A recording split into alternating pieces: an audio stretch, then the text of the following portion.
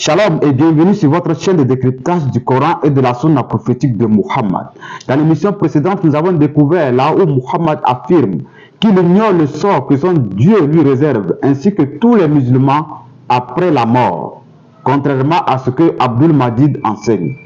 Alors, le débat entre Abdul Majid et le frère Jérémie était qui de Jésus-Christ ou de Muhammad est le sauveur de toute l'humanité. Ce qui est intéressant, Abdul Majid a donné la définition du mot sauveur. Suivons-le. C'est là le sauveur veut dire quoi? C'est pourquoi je dis commençons par les concepts définitionnels. C'est ça la fuite en avant. Sauveur veut dire quoi? Il faut définir d'abord sauveur. Un sauveur veut dire quoi? Lui, il cherche le mot sauveur. Le Coran n'a pas utilisé le mot sauveur, mais l'essence du sauveur pour parler de Muhammad. Mais Muhammad est présenté comme celui qui a été envoyé pour tirer toute l'humanité, y compris les chrétiens, des ténèbres spirituelles à la lumière parfaite. Et c'est ça le rôle du sauveur. Un sauveur, c'est quelqu'un qui vient tirer quelqu'un ou un groupe de gens du danger, du malheur ou de la mort ou d'une situation critique. Alors, un sauveur, selon ce que nous avons entendu de la bouche d'Abdul Majid, c'est quelqu'un qui vient tirer un quelqu'un, bon, on peut dire son semblable, pour ne pas faire de pléonasme. Donc, un sauveur, c'est quelqu'un qui vient tirer son semblable ou un groupe de personnes du danger, du malheur, de la mort ou d'une situation critique. C'est ça, un sauveur. Maintenant, voyons si Muhammad remplit ces critères donnés par Abdul Majid. Muhammad a fait une déclaration au Quraysh au début de son ministère que nous allons lire dans la Sira Rasulullah de Ibn Hisham, de la page 43 à la page 44. Nous lisons. Amr ibn al-As rapporte: j'étais présent le jour où les notables de Quraysh étaient réunis au niveau du giron devant la Kaaba. Ils parlaient du prophète. Nous n'avons jamais autant patienté avec un homme. Il nous traite d'insensés, insulte nos ancêtres, dénigre notre religion, divise nos rangs, offense nos divinités. Nous avons fait preuve de patience au sujet de faits de la plus haute gravité. Alors qu'ils discutaient, le prophète arriva en marchant jusqu'à atteindre un des angles de la Kaaba. Étant donné qu'il tournait autour de la Kaaba, il ne tarda pas à passer à leur hauteur. Et à ce moment-là, il l'insultait. Je reconnus cela au visage du prophète. Au tour suivant, il insultait à nouveau. Et au troisième tour également, le prophète s'arrêta et leur dit: écoutez bien, assemblée de Quraysh, je jure par Allah que je suis venu avec l'épée par laquelle vous périrez. Fin de citation. Muhammad a dit: je jure par Allah que je suis venu avec l'épée par laquelle vous périrez. Et effectivement, quand Muhammad a eu le dessus sur les Quraysh, la sunna nous enseigne qu'il a égorgé froidement tous ceux qui s'opposaient à lui. Et aucun musulman ne pourra me dire le contraire dessus. Nous allons prendre un cas palpable dans la chronique de Tabari, page 453. Il en arrivait, le il ici est mis pour les persécuteurs, ceux qui persécutaient Muhammad à la Mecque. Donc nous reprenons. Il en arrivait jusqu'à cracher à la figure du prophète. L'homme qui cracha au visage de Muhammad fut Uqba, fils de Mu'ayt, descendant de Meya. C'est à ce propos que fut révélé le verset suivant. Alors le pécheur se mordra la main et dira: plus à Allah que j'ai suivi la route avec l'apôtre. Coran chapitre 25, verset 27 et suivant. Muhammad dit à Uqba: je fais à Allah le vœu que si je te saisis en dehors de la Mecque, je te ferai couper la tête. Plus tard, le jour du combat de Badr, le prophète et ses compagnons ayant remporté la victoire sur les incrédules de la Mecque, firent beaucoup de prisonniers. Lorsqu'on amena au prophète ses prisonniers, et parmi eux Uqba avec une corde au cou, Muhammad dit à Ali: allons, accomplis le vœu du prophète de Dieu. Ali s'approcha et tira son épée et la brandit. Uqba dit: oh Muhammad, si tu me fais mourir, qui soutiendra mes enfants après ma mort? Uqba avait beaucoup d'enfants et était pauvre. Le prophète répliqua, ta place et la leur est dans l'enfer. S'ils ne deviennent pas croyants, je les ferai tous mourir et ils seront avec toi dans l'enfer. C'est ainsi qu'Ali trancha la tête à Uqba. Voilà celui que Abdul Majid appelle sauveur de toute l'humanité, qui envoie Uqba en enfer et menace d'ailleurs d'envoyer aussi les enfants de Uqba en enfer. Le sauveur de toute l'humanité a exterminé toute une tribu en une journée. Nous lisons cela dans la Sira Rasulullah de Ibn Hisham. Page 227. Le prophète ordonna de faire descendre de leur fortin les Banu Quraïda et de les enfermer dans la maison de Bint al-Harith. Il alla ensuite sur la place du marché de Médine, la même que celle d'aujourd'hui, c'est-à-dire du temps de Ibn Hisham. Et il fit creuser des fossés. Puis, il fit venir les Banu Quraïda par petits groupes et leur coupa la gorge sur le bord des fossés.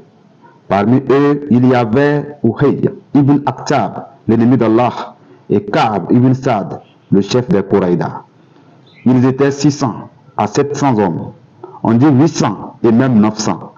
Pendant qu'ils étaient amenés sur la place par petits groupes, certains juifs demandaient à Ka'b, le chef de leur clan, que va-t-on donc faire de nous? Est-ce que cette fois, vous n'allez pas finir par comprendre? Ne voyez-vous pas que le crieur qui fait l'appel ne bronche pas et que ceux qui sont partis ne reviennent pas? C'est évidemment la tête tranchée. Le prophète ne cessa de les égorger jusqu'à leur extermination totale. Le sauveur de toute l'humanité a coupé la tête de 900 personnes en une journée. Mais avant leur extermination, ils ont dit ceci au sauveur de toute l'humanité dans Tabari, page 537. Les Juifs sortirent de leur fort et dirent au prophète, agis avec bonté envers nous, fais-nous grâce. Alors, Abdul Majid, les Juifs ont dit au sauveur de toute l'humanité, ô Muhammad, fais-nous grâce. Mais le sauveur de toute l'humanité ne cessa de les égorger jusqu'à leur extermination totale. Pourtant, selon le concept définitionnel du mot sauveur, un sauveur, c'est quelqu'un qui vient tirer un groupe de personnes d'une situation critique, n'est-ce pas? Alors nous continuons cette fois-ci dans Sahih Muslim, le tome 4. Hadith 4420. La même histoire fut relatée au niveau du hadith 4424, 4428 et 4431. Abu Saïd a rapporté qu'une personne appartenant au clan d'Aslam, qui s'appelait Mahid bin Malik, vient voir le messager d'Allah et dit, j'ai commis l'immoralité, c'est-à-dire l'adultère, purifie-moi. L'apôtre d'Allah le repoussa encore et encore. Il interrogea alors son peuple sur l'état de son esprit. Ils dirent, nous ne connaissons aucun de ces mots, si ce n'est ce qu'il a commis, une chose à propos de laquelle il pense qu'il ne pourrait se soulager de son fardeau qu'avec le had qu'on lui impose. Il revint vers l'apôtre d'Allah et il nous ordonna de le lapider. Nous l'avons amené à Baki al-Gardad, le cimetière de Médine. Nous ne l'avons pas attaché et nous n'avons pas creusé de fossé pour lui. Nous l'avons attaqué avec des os, des mottes de terre et des cailloux. Il s'enfuit et nous l'avons poursuivi jusqu'à ce qu'il tombe sur la terre de pierre, al-Hara, et s'y soit arrêté. Nous l'avons lapidé avec de lourdes pierres de la Hara jusqu'à ce qu'il devienne immobile, c'est-à-dire qu'il meure. Le prophète s'est ensuite adressé à nous le soir en disant, chaque fois que nous partons en expédition dans le sentier d'Allah, l'un de nos compagnons pousse un cri sous la pression de la convoitise sexuelle, qui ressemble au bêlement d'un bouc. Si l'on m'amène une personne qui a commis un tel acte, il faut que je la punisse. Il n'a ni demandé pardon pour lui, ni ne l'a maudit. Voilà comment le sauveur de toute l'humanité a sauvé cet homme. Il n'a ni demandé pardon pour lui, ni ne l'a maudit. Bon, quelle est cette manière de purifier un adultère en le faisant mourir cruellement? Pendant que Jésus, dans Jean chapitre 8, à partir du verset 7, disait à la femme adultère, je ne te condamne pas non plus. Va et ne prêche plus. Jésus a sauvé cette femme de la mort, mais le sauveur de toute l'humanité va ordonner de tuer cruellement cet homme qui a commis le même acte que cette femme qu'on a menée devant Jésus. Alors nous continuons toujours dans la Sunna, cette fois-ci dans la Sunna d'Abu Daoud. Hadith 4410, rapporté par Jabir bin Abdallah. Un voleur fut amené au prophète. Il dit, tuez-le. Les gens dirent, il a commis un vol. Messager d'Allah. Il dit alors, coupez-lui la main. Et on lui coupa la main droite. On l'amena une seconde fois. Et il dit, tuez-le.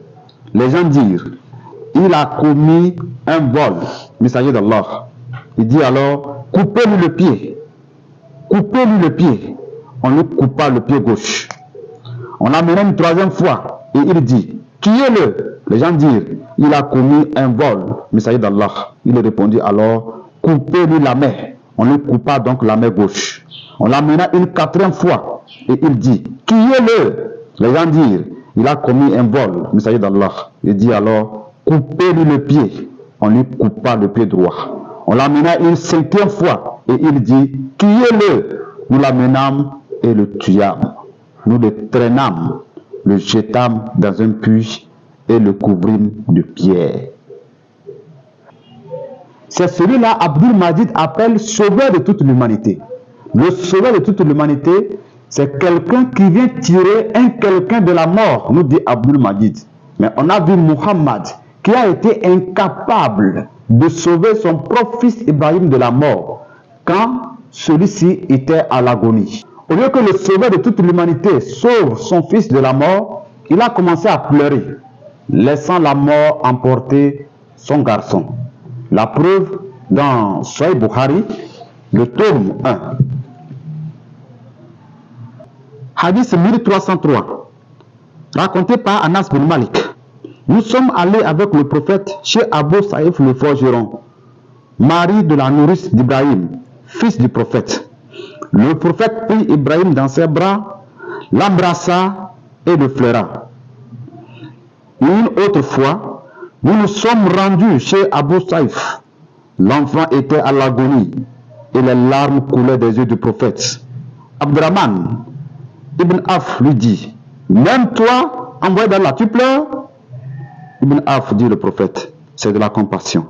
Puis il expliqua ainsi, l'œil verse des larmes, le cœur est affligé, mais nous nous disons que ce qui plaît à Allah. Nous sommes bien tristes, Ibrahim, de ta perte.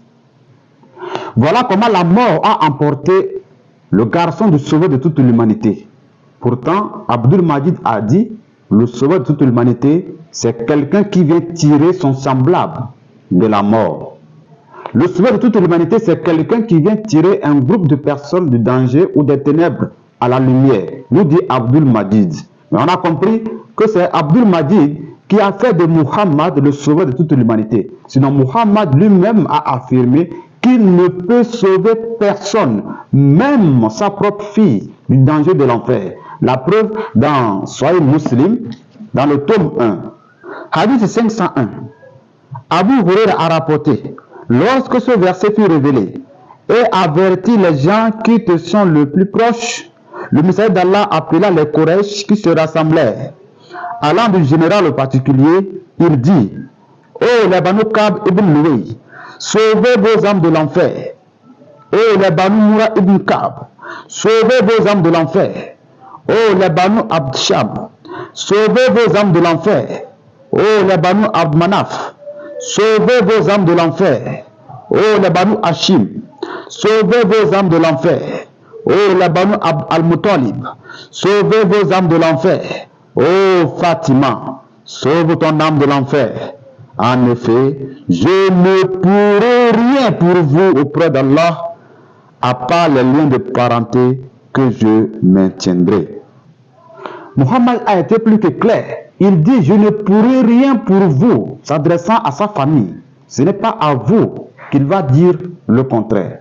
Cependant, Jésus-Christ dit, venez à moi, vous tous qui êtes fatigués et chargés, je vous donnerai du repos. Prenez mon joug sur vous et recevez mes instructions, car je suis doux et humble de cœur, et vous trouverez du repos pour vos âmes. Alors, si tu veux le repos de ton âme après ta mort, viens à Jésus. Il a dit, c'est lui qui donne le repos de l'âme. Shalom et à très bientôt. Que le Seigneur vous bénisse.